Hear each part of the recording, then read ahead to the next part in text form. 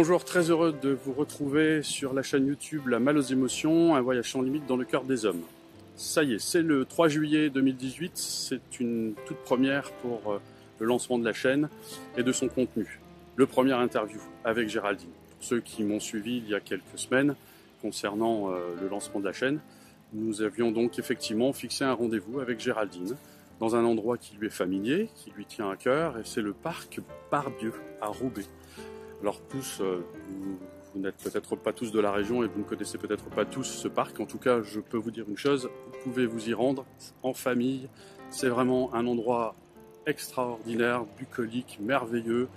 Tout est au rendez-vous, le temps, le climat, la gentillesse des gens. J'ai rencontré des gens qui étaient interpellés par la caméra à la main, le petit micro qui va bien. Et qu'est-ce qu'il est en train de faire, ce brave monsieur? Donc j'ai pu rencontrer quelques personnes, on a pu partager ces quelques moments déjà très intéressants.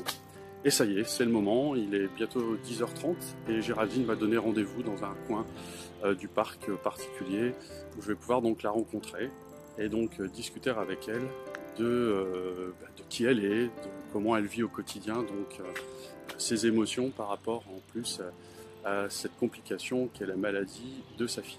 Donc, bien sans plus tarder, il est temps pour moi de me rendre, être à l'heure à ce rendez-vous. Je vais donc vous abandonner quelques secondes avant de retrouver Géraldine pour qu'elle puisse se présenter et nous faire part donc de ses émotions sur la malle aux émotions. Je vous dis à tout de suite. Bonjour Géraldine. Bonjour. Je suis vraiment très heureux de te retrouver dans ce parc qui te fait extraordinaire. Donc, tu m'as donné rendez-vous dans le parc Barbieux, c'est ça? Oui, exactement. Ouais, près de chez moi. Ok. À 2 pas de chez moi. Alors ce parc, qu'est-ce qu'il évoque pour toi? Plein de bons souvenirs, plein de moments agréables, voilà, de détente, de partage, enfin voilà quoi, juste la nature. Ça aussi, c'est quand même assez extraordinaire en plein centre d'une ville. Donc beaucoup de souvenirs avec les enfants, notamment quand ils étaient petits. Donc non, que des bonnes choses, que des bonnes ondes. Super. Moi, je confirme effectivement, depuis ce matin, je m'y balade un peu. Je mettrai quelques clichés d'ailleurs pour tous ceux qui nous regardent, Ouais. pour qu'ils puissent découvrir ce parc et venir se ressourcer à leur tour Ouais, dans cet endroit merveilleux qu'est la nature. C'est vrai. Voilà. Ouais. Alors Géraldine, si on se rencontre aujourd'hui, c'est suite à une lecture que j'ai pu faire sur ton blog qui parle d'une maladie. Cette maladie, c'est l'anorexie. Et cette maladie, elle touche ta fille, Pauline. Ouais.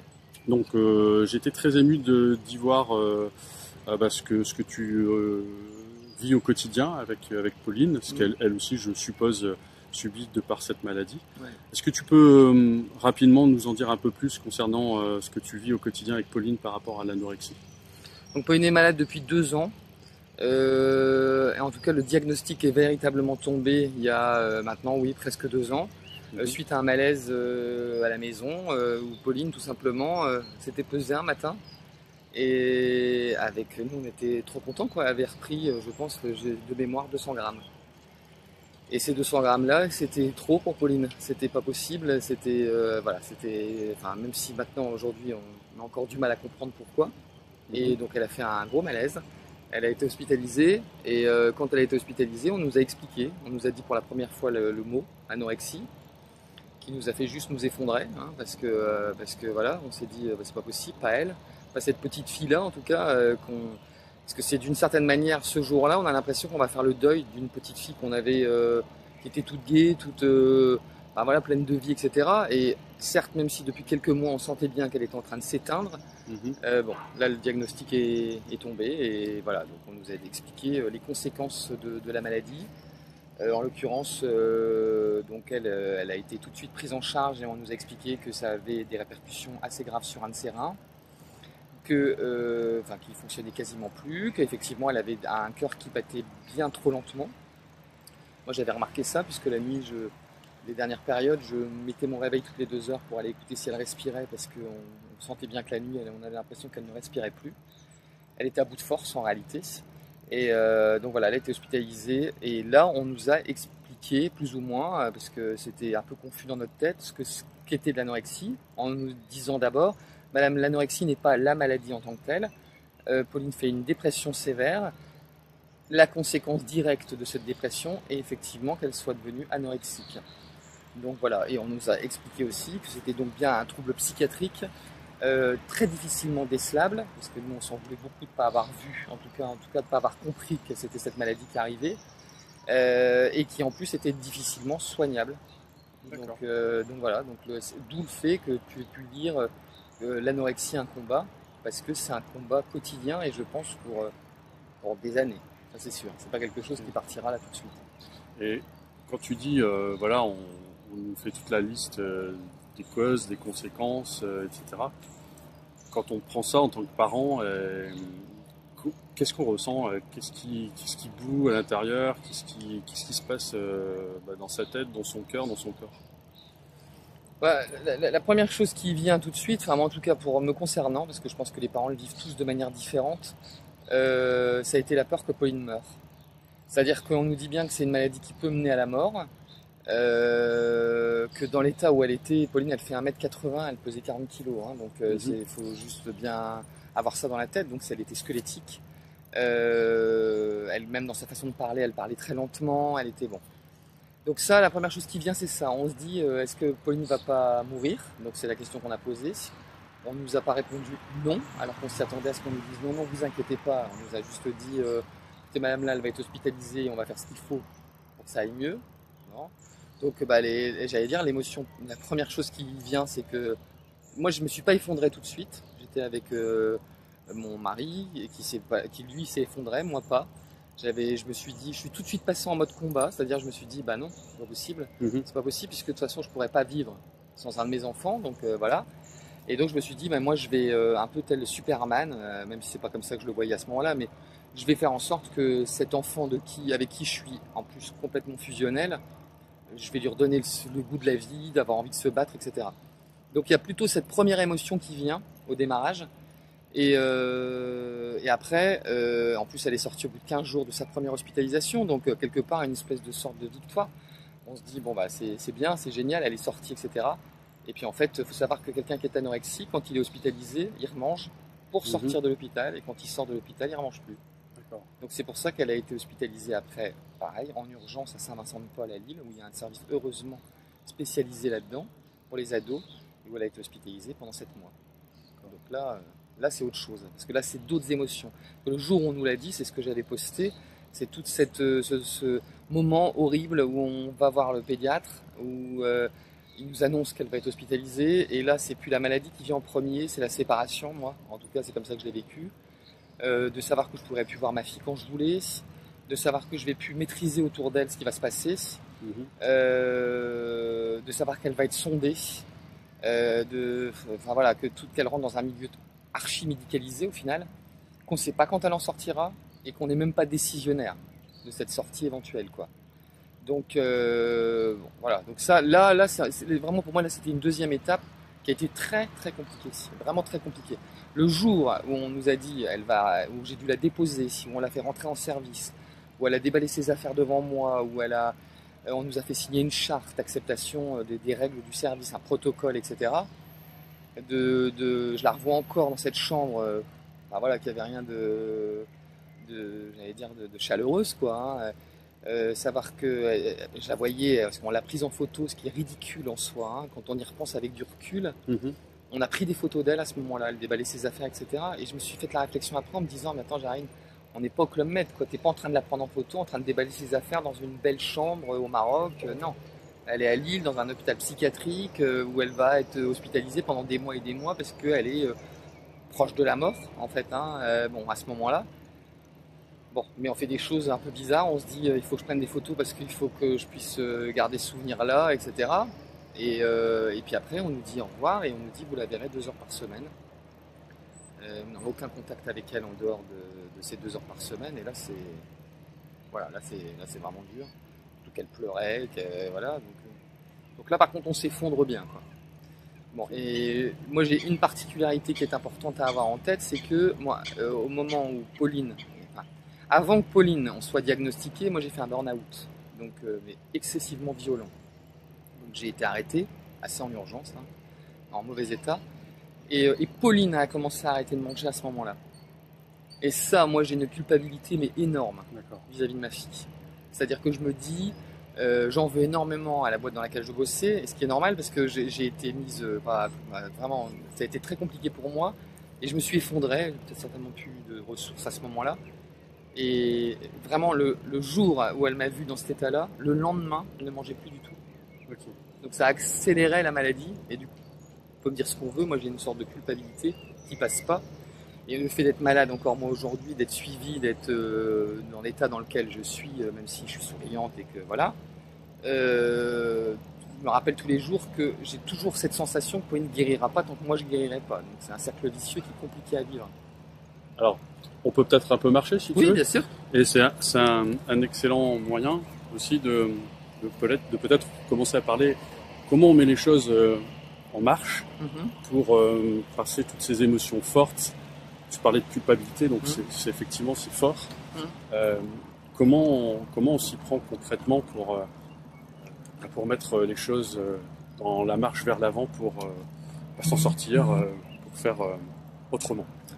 Bah déjà, la première chose, c'est que au final, il faut, enfin, en tout cas, me concernant, moi, j'ai fait abstraction de moi-même. Ça paraît bizarre, mais ma maladie, elle est enfouie au fond de moi. Elle ressort à certains moments, etc. Mais j'ai décidé de ne me consacrer qu'à elle. Donc, d'une certaine façon, bah voilà, c'est ce que j'ai fait. Donc, c'était le seul moyen que j'avais, moi, en tout cas, personnellement, pour me dire, allez, on avance. Et donc donner toute mon énergie à cet enfant qui avait besoin d'une maman qui soit... Donc là, on fait beaucoup de comédie, hein, on sourit beaucoup, on la fait rire beaucoup. Quand on va la voir, on lui montre un aspect, on vient avec plein de trucs dans les mains, on fait une belle chambre. Tout d'un coup, j'avais reconstitué une chambre pour elle particulière, etc. On donne vraiment à Pauline, en tout cas, l'impression que la vraie vie, c'est pas ce qu'elle est en train de vivre dans cet hôpital. Qu'elle est dans un cocon et que la vraie vie elle est à l'extérieur, quoi. Déjà rien de faire ça. Donc du coup moi quelque part ça m'a fait avancer son hospitalisation. D'abord j'ai repris des forces pendant qu'elle était hospitalisée, parce que là j'ai pu un peu reprendre des forces parce que j'en avais besoin physiquement. Et puis quand j'y allais, même si à chaque fois que je ressortais de cet hôpital j'étais en larmes dans ma voiture et que c'était terrible, parce que ça a été vraiment les 7 mois où à chaque fois que je ressortais de cet hôpital j'étais en larmes. Et mais en tout cas quand je franchissais le cap de cette, j'allais dire de la porte de ce service, j'étais en mode maman combat, voilà, très gaie, je vous dis, excessivement, très souriante, voilà. Et donc ça, c'est vrai que j'allais dire que ma personnalité fait que ça m'a quand même aidé. Malgré tout, ça ne cache que, voilà, au final, ça n'enlève rien. Je veux dire, dès que je ressortais, je pleurais, bon voilà, et puis on a un sentiment de culpabilité, certes que nous on se crée nous-mêmes, mais alors ça c'est aussi mon opinion et je sais que ça ne plaira pas à tout le monde, mais que les médecins aussi nous font ressortir, en tout cas m'ont fait ressortir à moi, ça c'est sûr. Donc moi je me suis senti encore aujourd'hui, hein, elle est en hôpital de jour, je sais que il y a des séances de psy où elle est en mode où on lui parle, etc. Et encore hier, elle me disait, on m'a posé énormément de questions sur toi, sur ta maladie, etc. Donc comment ne pas culpabiliser, au final, quand on sait qu'on est toujours au cœur des débats, etc. quoi. Donc c'est tout. Et puis il y a les autres enfants, hein, donc à un moment donné, ça aussi c'est un moteur. Hein. C'est-à-dire qu'on a un fils de 20 ans qui vit à la maison, et il peut pas avoir et sa maman et sa sœur dans cet état-là, donc pareil, en tout cas on avance pour les autres. Et je vais être très cru, mais si il n'y avait pas eu les autres, moi je pense que j'aurais pas tenu. D'accord, donc l'interaction avec toute la famille, peut-être les amis, je ne sais pas, mais ça c'est une ressource pour toi, oui. Indispensable. En tout cas c'est parce que je ne veux pas. Je me disais, je ne peux pas les rendre encore plus malheureux que ce qu'ils vivent actuellement, mais moi qui suis quelqu'un d'archi optimiste, pas du tout, voilà. C'est la première fois de mon existence qu'effectivement à plusieurs reprises je me suis dit s'il n'y avait pas eux, peut-être que s'il n'y avait pas elle aussi avec sa maladie, moi aujourd'hui j'aurais baissé les bras, mais baissé les bras totalement, c'est à dire que j'étais trop fatigué, trop usé, je suis trop fatigué, trop usé aujourd'hui, ça c'est sûr. C'est fort là ce que tu dis, en fait ouais. Tu vas chercher, tu me corriges si je dis n'importe quoi, mais si je comprends, c'est que tu vas te soigner au travers même de cette difficulté-là. Ça te soigne toi, c'est toi qui te soigne aussi. Oui, c'est-à-dire que comme je pense que la dépression que je fais est violente et extrêmement dévastatrice, que du jour au lendemain, on travaille plus, hein, donc alors même si pour certains c'est très bien, mais il n'y a plus d'existence, sociale, hein, d'une certaine façon. Donc bon, voilà, on a été maltraité psychologiquement très fortement dans son travail, donc ça fait qu'on n'a plus confiance en soi du tout, hein, on perd complètement confiance en soi. À un moment donné, moi j'avais l'impression qu'il ne me restait plus rien, quoi, hein. C'était bon. Le fait que Pauline soit malade, moi j'ai pas le choix. C'est-à-dire qu'il faut que j'avance et que voilà quoi. Donc je dirais pas que je me soigne à travers sa maladie, je dirais simplement que parce que Pauline a cette maladie, moi j'ai pas le droit de tomber plus bas que ce que je suis actuellement. D'accord. Voilà. Donc il y a des fois où quand elle me dit, parce que souvent elle me dit, maman, elle se culpabilise aussi elle de ça, de voir mon état parce qu'il y a des fois où malgré tout, même si je le cache bien, il y a des fois où je pète des durites chez moi quand même. Hein. D'un coup je supporte plus quoi. D'un coup, je sais pas pourquoi ça me prend, je supporte plus. Je suis à bout, donc je vais crier, je vais l'engueuler, je vais lui dire que j'en ai marre, que je vais la mettre dans un établissement où je la verrai plus. Voilà, hein, ça arrive. Hein, bon, j'en pense pas un mot évidemment, mais en tout cas quand je le dis, ça me fait du bien de me dire je sors enfin les choses. Donc elle se culpabilise aussi. Donc toute la difficulté aujourd'hui, c'est ça, je pense qu'effectivement la relation entre l'une et l'autre comme ça, elle est assez complexe, quoi, parce qu'effectivement, ça me permet d'avancer parce qu'il faut que je m'occupe d'elle, donc voilà. Et jusqu'au jour où les médecins me disent, et tant mieux, peut-être Pauline va, j'espère, guérir ou en tout cas aller beaucoup mieux, où là, il va falloir quand même que moi je me prenne en charge aussi et que je puisse avancer, quoi. Et puis avoir ce sentiment de n'exister qu'au final à travers sa maladie, à travers Martin qui a besoin de moi à la maison, à travers mon mari qui est là, voilà, quoi. On peut être très entouré, moi c'était mon cas, hein, mais très entouré, mais de toute façon moi je trouve que dans ce genre de maladie, j'imagine que pour des jeunes enfants qui seraient touchés de cancer, etc., ça doit être un peu pareil, les parents sont extrêmement seuls. Nous en groupe de parole, c'est ce qui ressort le plus. On se sent extrêmement seul parce qu'on a cette sensation que les gens ne peuvent pas comprendre, que c'est pas juste lui mettre une cuillère dans la bouche comme un petit enfant de 2 ans et lui dire tu dois manger, ça part de bien plus loin, de son enfance, d'un divorce qui était douloureux, etc., etc., quoi.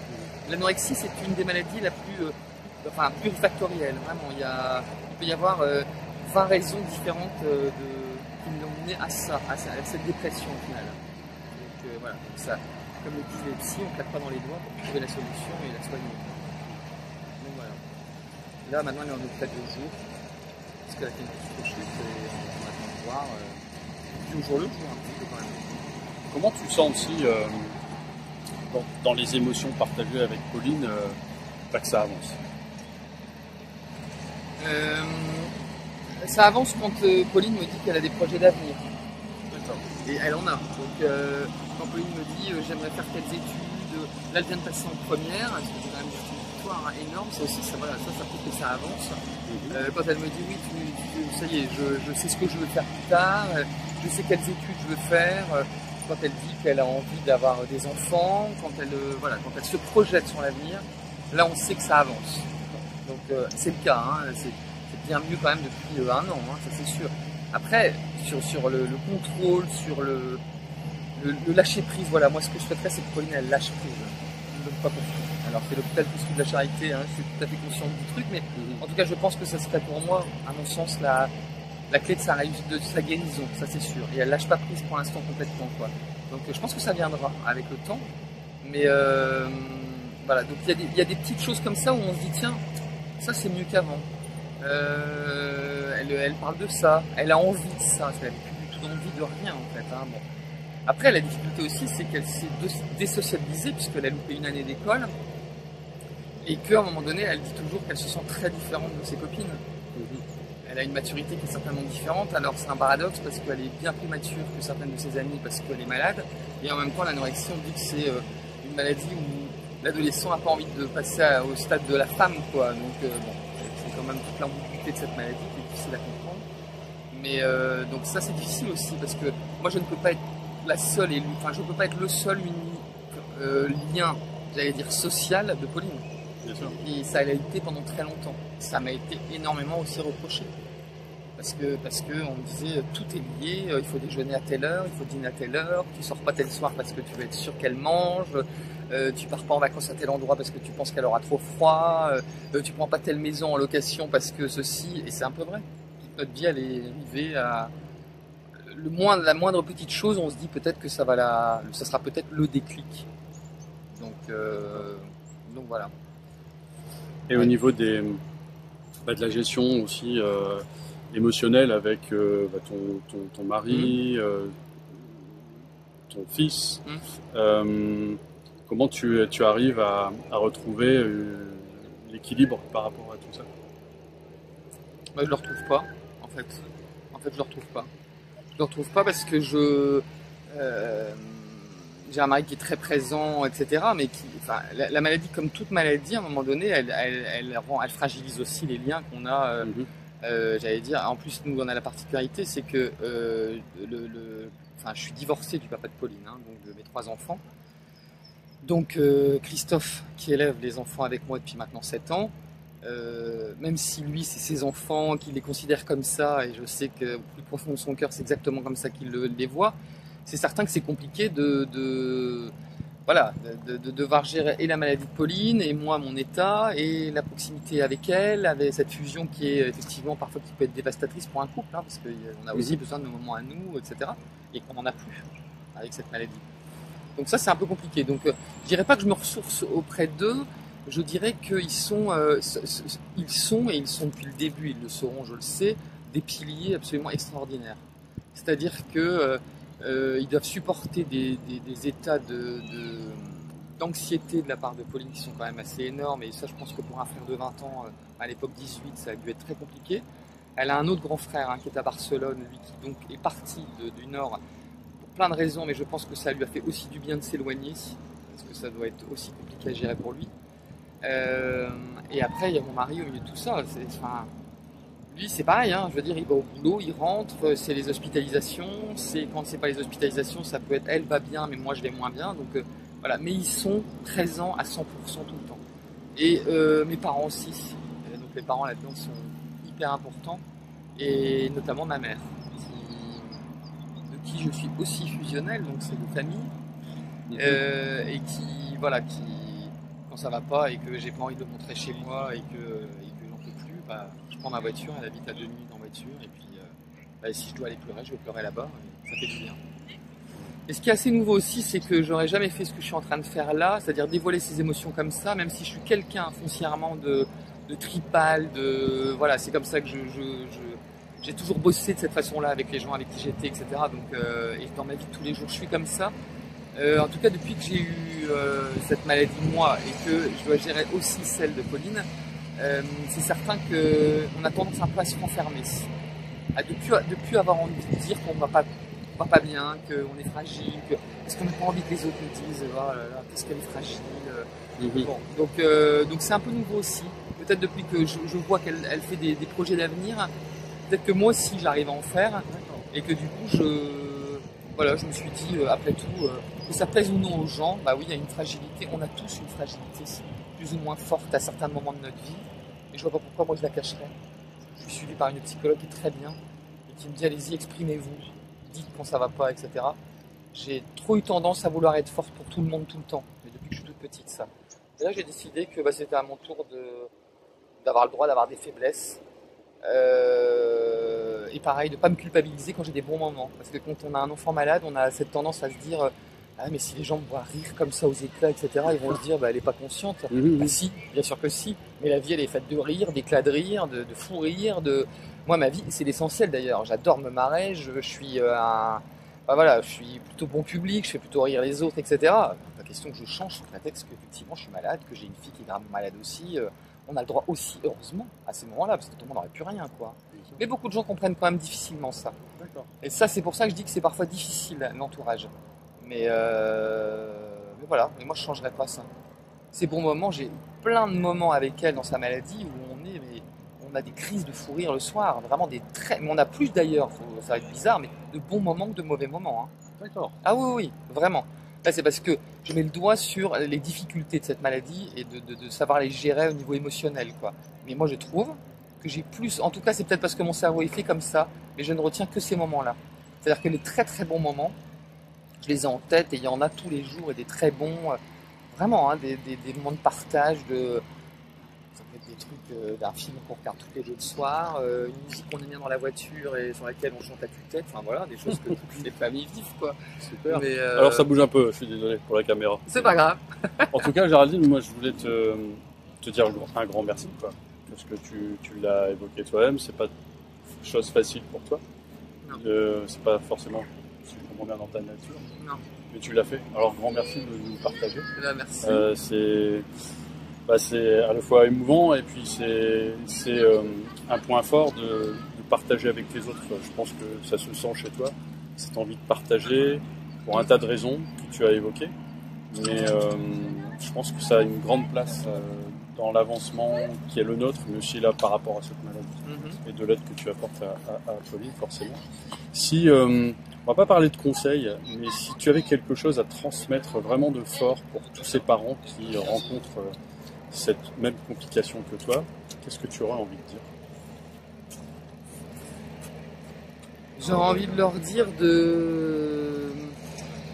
justement de se dire que tout ce qu'ils feront, ils feront toujours du plus profond de leur cœur, que ce ne sera pas forcément les bonnes choses à faire, ce ne sera parfois pas les bonnes phrases à dire, mais que quoi qu'il en soit, ça vient toujours du cœur, des tripes, et que ça, personne ne peut leur enlever.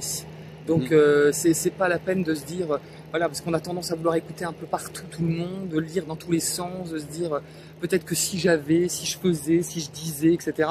Non, moi je pense qu'il faut être, nos enfants on les aime, donc j'ai envie de dire à ce moment-là, c'est leur dire, leur montrer, adroitement, maladroitement, peu importe. C'est juste d'y savoir dire, voilà, on vous aime, on est là, on t'aime, on est à côté de toi, etc. J'ai une phrase d'une dame qui a mis au monde mes 2 enfants, qui s'appelle le docteur Bassri, qui est aujourd'hui en retraite. Et moi, j'ai toujours été comme ça avec mes enfants, très proches, très démonstrative, un peu mère juive, on va dire. Et je me souviens quand mon fils aîné est né, je me faisais un petit peu gronder par les infirmières parce que je dormais toujours avec lui, même la nuit, dans ma chambre, etc., sur moi. Et l'infirmière m'avait dit c'est dangereux, vous ne devriez pas faire ça, etc. Bon, mais je voulais pas le quitter. Et ma gynécologue accoucheur est arrivée, puis je lui ai dit écoutez, on m'a dit ça, et elle m'a dit vous savez madame, retenez ça, on n'aime jamais trop un enfant, on donne jamais trop d'amour. Donc quelle que soit la façon de le donner, moi j'ai envie de dire aux parents, c'est ça le plus important.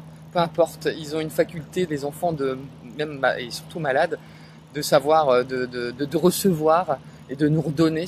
C'est pas grave. Bah oui, on n'est pas des êtres parfaits, des parents parfaits, certainement pas, mais je pense que ça n'existe pas et que on n'est pas moins parfait parce que on a un enfant qui atteint de l'anorexie, quoi. Très bien. Tout à l'heure, tu parlais de cet espoir qui vous donne à toutes les deux des bons moments de joie, de belles perspectives. Alors, si on se mettait dans cette situation, voilà, Pauline est guérie, de quelle façon tu aimerais célébrer cette belle victoire? Oula, si on me disait qu'elle était complètement guérie, quoi, que j'avais plus de risque de rechute, etc. Je pense que j'organise un voyage en famille. Et voilà, quoi. Et où on profite, où il n'y a pas de questionnement, il y aura plus de questionnement à ce moment-là, où on sera, je pense, content de tous pouvoir éclater de rire, mais tous ensemble, sans arrière-pensée, sans se dire, bon, est-ce que ça va durer, etc. Oui, je crois que ce sera un grand voyage en famille, ça c'est sûr. Et je pense que je me marierai. D'accord. Voilà. Super. Parce que je suis pas marié, on est pacsé. Et je pense que ce qui nous fait, enfin, en tout cas, ce qui me fait attendre, alors que je suis sûr de moi, c'est le fait de me dire que j'ai pas envie de faire subir à quelqu'un peut-être toute sa vie au final cette maladie. Et je pense que si on me disait ça, je pense que voilà, ça viendrait aussi dans ma to-do list prioritaire. Ok. Alors voilà. on prend rendez-vous sur le blog dès qu'on voit un billet d'avion et un faire-part de mariage. C'est gagné. C'est mon signe. Super. Ok, cool. En tout cas, merci beaucoup d'avoir partagé ces moments. C'est vrai que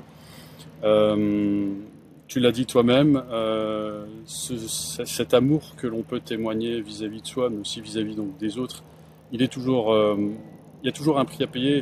Et quand on diffuse de l'amour, je pense qu'on a toujours quelque chose de très positif à gagner. Ça, c'est vrai. Et donc, je pense que si on peut faire passer un certain nombre de messages, celui-là, c'est continuer de ne jamais délaisser l'amour qu'on peut avoir pour ses enfants, son conjoint, ses amis, son entourage. Tu l'as dit toi-même, des fois il peut y avoir des déceptions, des choses comme ça, mais l'amour c'est la plus grande des racines, je pense. Tout à fait. Je sais pas ce que tu en penses. Si, complètement. S'il n'y a pas ça, de toute façon, après, moi, je pense qu'en tout cas, il n'y a plus grand-chose. Et tout part de là.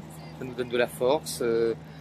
Ça peut nous affaiblir aussi, quoi. Mais moi, même si ça devait m'affaiblir, et c'est le cas en ce moment, hein, voilà, parce que de l'aimer aussi fort, forcément, ça m'affaiblit un petit peu, parce que c'est compliqué à gérer. Aucun regret. Ma fille, je l'adore, voilà, à l'infini. Et je serai toujours là. Pour elle, pour mes enfants en priorité, de toute façon. Et voilà, quoi. Donc, oui, alors là, l'amour, là, tu prêches une convaincue. Hein. Bon, bah écoute. En tout cas, on espère que vous avez tous pris un grand plaisir à rencontrer Géraldine et que tout ce qu'on a pu exprimer ensemble pendant ces quelques instants sera profitable. Et puis, on te souhaite plein de bonnes choses, Merci, Géraldine. Franck. Et puis, je pense qu'à l'occasion, Pauline, qui est pas très loin, elle aura l'envie aussi de partager de bons moments avec nous dans les semaines, les mois, les années ça à serait venir. Bien, ça. Voilà. Ça aussi, ça serait le signe de la guérison. Eh ben, écoute, on se l'est promis tout à l'heure. C'est vrai. Et j'aimerais te demander une dernière chose. Oui. Est-ce que tu accepterais bien d'être la marraine de cette nouvelle émission, de cette chaîne YouTube avec grand plaisir. Okay. Avec grand plaisir. Merci à toi. En tout cas, je te dis à très très vite. Ouais. Peut-être que tu peux donner une dernière information. C'est ton blog. On mettra aussi sur la chaîne de quoi alors s'intéresser à c'est ce ça. blog. C'est un blog qui s'appelle donc Anorexie un combat, qui est sur Facebook, qui est public. Hein, voilà. Où j'ai mis l'histoire de Pauline, la nôtre, enfin l'histoire de la famille, etc. Où j'avais beaucoup écrit pendant qu'elle était hospitalisée, donc j'ai mis à nu, j'allais dire, je me suis mise un peu à nu, mais j'ai reçu plein de témoignages, discuté avec plein de familles, en privé, en public, enfin comme ils le souhaitent, quoi. Et l'idée, c'est de le plus possible montrer aux familles touchées par cette maladie qu'on n'est pas tout seul. Voilà, le reste. Moi, c'était juste ça la prétention. Il y aurait eu même 2 familles simplement qui se seraient adressées à moi. Ça aurait déjà été pour moi une réussite. Donc, il y en a plein, donc c'est encore mieux, quoi. Tant mieux si ça peut les aider. Très bien. Eh bien, écoute, rendez-vous est pris. Oui. Et puis encore un grand merci à toi. Merci, Allez, Franck. à bientôt. À bientôt. Au revoir. À bientôt. Et au prochain rendez-vous, ça sera avec quelqu'un qui est passionné par l'écriture. Donc voilà, on passera aussi des belles émotions à ce moment-là avec donc cette personne dont je ne vous donne pas le nom tout de suite. Petit secret. Allez, à bientôt. Passez une excellente journée. Bye bye.